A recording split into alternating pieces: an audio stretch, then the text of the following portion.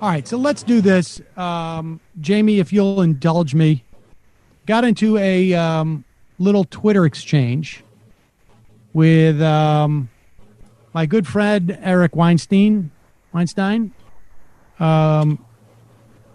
the other night, last night, I guess it was, and I had promised him, even though he did not have the generosity, the intellectual, or just generosity of heart to have patience. I have children. I didn't want to construct this whole thing on Twitter. I asked him to wait. I would address it today. He did not. He apparently has blocked me, but nevertheless, he's canceled me.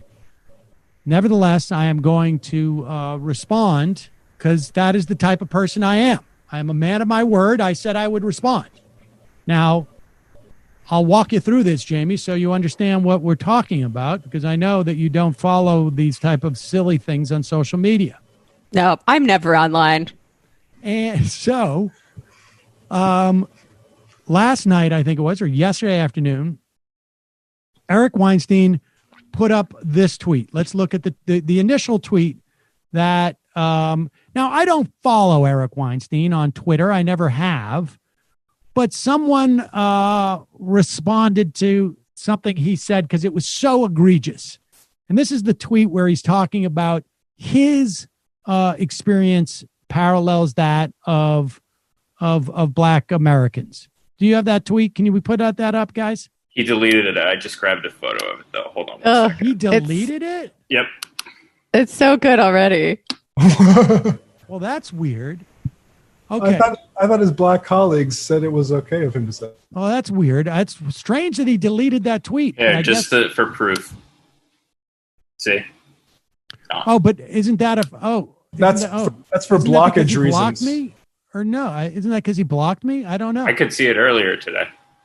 Interesting. Well, yeah, but maybe he blocked me later. I don't know. But he tweeted out something that said, lastly, now he had the whole string of stuff that he was saying in there was a fairly very long-winded, self-satisfied way of saying something that was a decent point. I can't even remember what it was at this point because he just went on and on. And someone told me that he's on that other app, like with 3,500 people. I can't remember the Treehouse, Clubhouse, Clubhouse, or something like that. And that they said to me, like, I never heard. Brendan, I have it here, but he really loves to hear himself speak, and that's quite clear. Yeah, he was talking about. He's actually making the non-Sam Harris point about IQ in a sort of a more tortured way than I would make it. Right. Yes. I mean, yes, exactly. I mean, we've said this many times in the past that IQ is not in any way a signifier of intelligence. It's a signifier of that you do well on the IQ test. But I think it took him like 35 tweets to say that. But regardless, he said, lastly, every day I have an experience that parallels Black American lives. I'm neurodivergent and a disagreeable contrarian. So I have an army of people telling me from the moment I get up until I go to sleep that I'm various things I'm absolutely not, with no way to correct them. Now, there's so much wrong with this that is secondary to the most egregious part of this, right? Like, he, of course, has a way of correcting them. He has a way of correcting them in the same way that they have to tell him those things that he's not. Keep it up so I can break this down. Okay. But being a disagreeable contrarian is not a protected class. Sorry. Neither is being neurodivergent, but nevertheless, and there's a reason for that, because even though you're neurodivergent and a disagreeable contrarian, you don't have to be on Twitter. You can say, you know what? I'm going to stop tweeting and I'm not going to deal with this type of criticism because I don't like it or it's unfair or whatever. You can do that. In fact, his job's not even contingent upon any of it. So there's really, it's just a choice he's making. He wants to be an intellectual and he wants to do it in the dark web, I guess. That is not an experience that parallels Black American lives any more than, me as a rich kid getting a summer job waiting tables parallels the lives of working class people who don't have, any support structures for them that go out into eternity. There is no parallel to the idea of like, you know what? I'm a Black person. I'm a Black American. I'm going to decide not to engage in our society in the way that one could decide to like not engage in Twitter. It's just a bad take. And so I responded with this tweet, which says, do we have it? Yeah, give me 1 second here. And let's just ignore the way I initiate the tweet for a moment, because that is actually the subject of my beef with Eric, because he made it the subject of the beef. And so I said, Eric, I know you think I am, quote, a psychopathic troll, end quote, but either, asterisk, parallel doesn't mean what you think it does, or you need to delete your account quickly. And then I put down there with the asterisk, could be both, happy to discuss. Now, solid post. What is Eric's response? Is it to address the substance of what I said? That, wait a second, I do have a parallel experience to Black people? Or is it that you don't understand what Black Americans' lives are like or what it's like to be neurodivergent? Or, does he address any of that? Sadly, no. He focuses on, I would be happy to come on your show specifically. Make it specific. To apologize in front of your audience for every instance in which I've used the carefully quoted epithet psychopathic troll you ascribed to me. I don't believe I've ever even thought it. If not, you owe me a public apology. And then he goes on to say, you see, Sam, I've thought you were a smart guy with his political heart in the right place. My issue with you until just now has always been your use of ridicule as a crutch. That's a technical difference. I say we need more empathy, redemption, less canceling. You disagreed. Now, I don't know why ridicule is canceling. But yes, it is a difference. I bring my toolkit, you bring yours. But let's continue, because this is the issue for Eric, not what he said. But I'm happy to change my opinion of myself or of you if I said that. You are either right or wrong, as it is a quoted phrase. So which is it? Let's find out. I said I'd be wrong if you put the phrase in my mouth. You obviously need to publicly apologize because he went on Google and didn't find. He busted out the Boolean operators on you. Oh my God. You got a badass. Yep. Psychopathic troll. And Whoa. then he goes on and on and on. And if you don't but single in, then the next move is yours, I believe. And I said, okay, Eric, I officially invite you on my show Monday to either substantiate my above tweet or to offer an apology. You have my permission in advance to use the recording in any way you see fit if you feel the substantiation or apology inadequate. And Eric says, as soon as you produce a single use of my using that phrase, you quote me as saying, obviously I never said it. You put it in my mouth. I wouldn't come on your show, so I'm waiting. And then I said, Eric, I believe you exhibited your desire to avoid an actual exchange with me. As such, I will address your insistence that I justify my claim about what you think I am in this tweet. In response to your claim that every day you have an experience that parallels Black American lives on my show tomorrow, and I will post in this thread. I understand if you choose to block me because of this, but note, as I am not following you, I may not be aware of it. And got him. And then he said, as I feared, I was explicit and clear about moving goalposts. You can't back it up because I never said it or thought it. You avoid apology or backing up your smear. I was told this was your way. I believed otherwise. Blocked for now. Be well. Hashtag disappointed. He's so disappointed. Some merch with that. Yeah, hashtag disappointed. Bingo. We will do the disappointed merch. Now, here's the thing. Let's be clear. He moved the goalpost because he said that I claimed he said it. But I said very explicitly, I know you think that I am a psychopathic troll. Now, quotes don't always mean, Jamie, you're a writer. Quotes don't always mean that this is a direct quotation. It means psychopathic troll, as in, like, this is your idea of me, as in air quotes. Yeah, it's a bit of a gray area. It's a bit of a gray area. But I did explicitly not say, you said I was a psychopathic troll. I said, you think I am a psychopathic troll. Now, let's check the evidence. See if I can bring up evidence that he thinks I am a psychopathic troll. Well, the psychopathic in this use is a qualifier.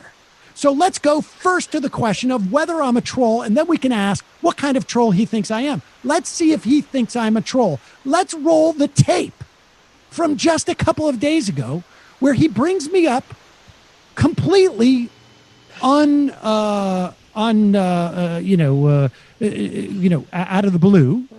Nobody prompted him to say Sam Seder, but he brings up Sam Seder for whatever reason in the context of an interview. Let's hear what he says.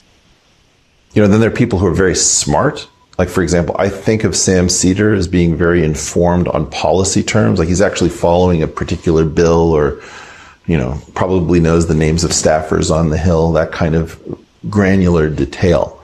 The problem with him is that he's got a strong trolling game and kind of a comedic ridicule game that is a turnoff to, it's okay as a wit, but it's not okay as a main course. And so I think that you could pick through the Sam Seder stuff and find reasonable stuff, but I wouldn't recommend it because of the reliance on ridicule. Okay. So now, Jamie, how would you characterize someone who is their defining attribute?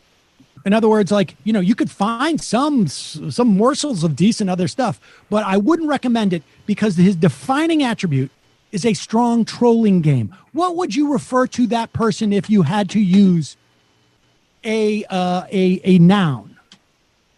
I don't know. A troll, perhaps? Maybe I'm too online. A troll. I don't know what else you could say it. You wouldn't refer to me as a strong guy. Because the issue is the defining characteristic, as far as Eric is concerned with me, is that I have a strong trolling game. Well, what is a troll? A troll is someone who trolls, who has a trolling game. And so I believe that I have made the case that he thinks I'm a troll for all intents and purposes. Yes, there's other things, there's spices, but the main course of me is that I am a troll. That's what I would take from that if I was a Portal viewer. Or if we're talking in pre-internet lingo, I guess maybe he thinks you're a dick. Well, yes, but he didn't say he's got a strong dicking game. He said I have a strong trolling game. That would be more click-worthy. And if he had said he has a strong dicking game, I would say, oh, you think I'm a dick. But instead, I say you think I'm a troll. Thing. Now, but with psychopathic, can I substantiate that I am not just a troll, that he thinks I'm not just a troll, that he thinks I am psychopathic in the way that I troll? We are going to have to go back almost a year, I guess, to a conversation that he had with Sam Harris. And what's amazing about this is that they have not only decided that my behavior is psychopathic, in other words, the way in which I behave, or as Eric would say, the way in which I troll is psychopathic. They also concede they really haven't really done much research, but here it is. An appropriate, any conversation that would have to happen would have to begin with an actual apology. It's just so bad. This is also apparently, like, to get into the IDW clubhouse, you must demand an apology from Sam Seder before you engage with him. 3 IDW people have demanded Sam apologize to them before engaging with him. As a precondition to have any conversation. It's a pattern. There's no alternate movie version that's exculpatory, right? These people know they're lying. They're avidly lying. It's all malicious. It's all Saul Alinsky. It's all just smear. Well, it is Saul Alinsky. Right. But look, the best that can be said for it, and again, I don't get along with it, right, is I believe that they think that they're in desperate times, and they believe that desperate times call for desperate measures. And that's sort of the mindset, which is the ridicule is necessary to stop a greater evil. And that entitlement, as soon as you start experimenting. But ridicule is not the problem. It's the line that's the problem. It's you can if it's an honest joke can I be honest? at somebody's expense. I've probably watched 45 minutes of Sam Seder total. Well, that's more than I've watched, but I've watched enough to know that these are people who. So we've established that they're talking about me, and they've established their bona fides in terms of assessing me, which is that they have both watched under 45 minutes of the literally thousands of, just in the past 10 years, I've probably done 9,000 hours of content. That's just in the past 10 years. Been doing this since for 15 or 16 years. But they have now established their bona fides to make this assessment, and they are they are talking about me. Eric himself names me Sam Seder. That's my name. Continue. Seder total. Well, that's more than somebody's expense. I've probably watched 45 minutes of Sam Seder total. Well, that's more than I've watched, but I've watched enough to know that these are people who, when they're trafficking in audio of my podcast that's been edited to show the opposite of what I was saying, and they get 1,000 blistering comments telling them about this, they keep the audio up, or they don't. Well, they never correct an error. I agree, but that's what it's coming out of. That's psychopathic behavior. It's like whether or not they're psychopaths, they're acting like all right. psychopaths. But we've got a giant chunk of our world, and in part a lot of the sense making. All right, so that's all we need. That's psychopathic behavior. He's referring to my online behavior, which Eric has already referred to as a trolling game. That's the essence of Sam Seder. He's a troll. And Eric sat there, and as Sam Harris said, it was psychopathic.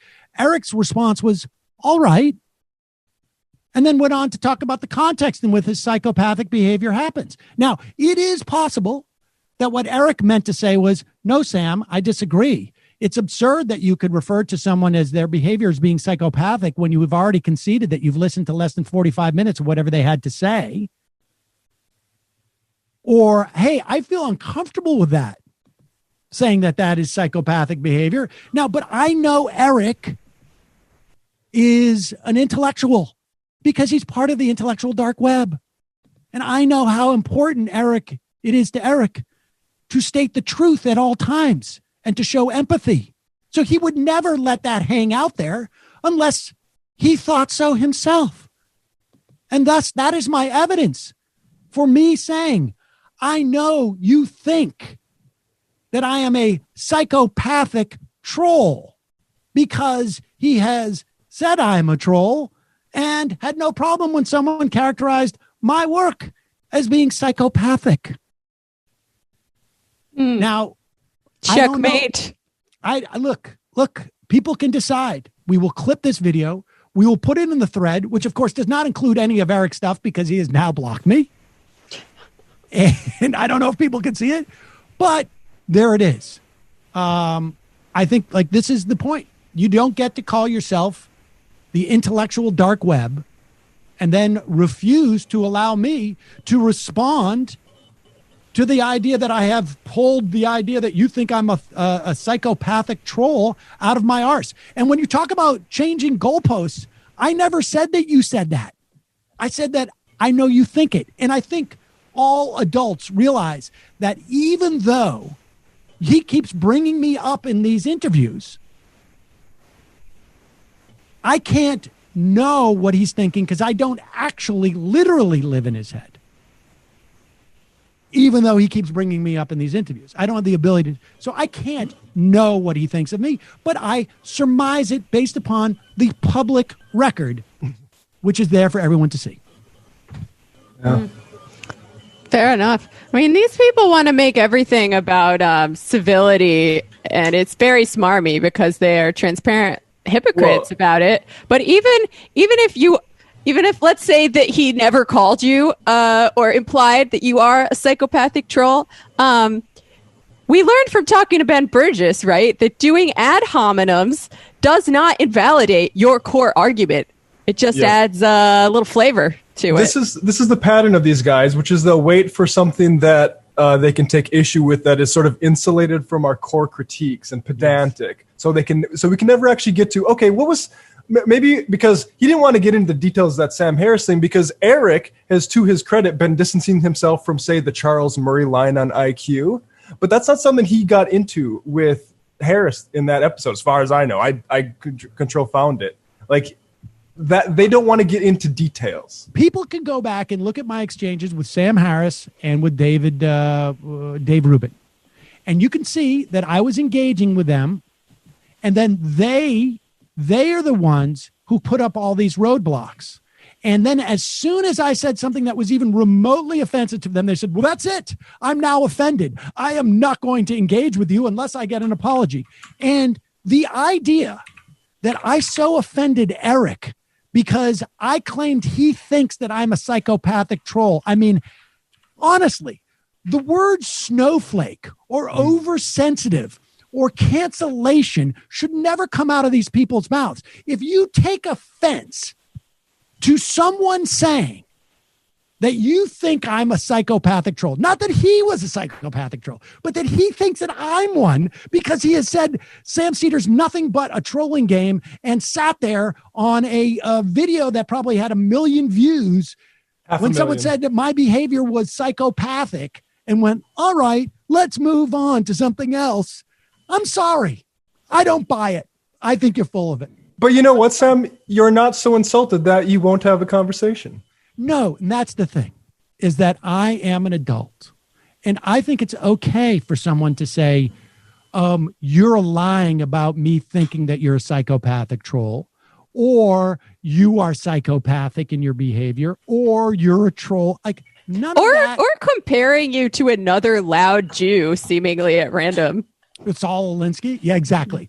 I can tell you that I have read as much written by Sam Harris as I have Saul Alinsky. In fact, it's possible I've actually read more Sam Harris than I've read Saul Alinsky. I 100% have. I have too. But nevertheless, you know, the idea that these guys are so fragile, no wonder why they're in the intellectual dark web, because apparently if they come out in the light, they get sunburned.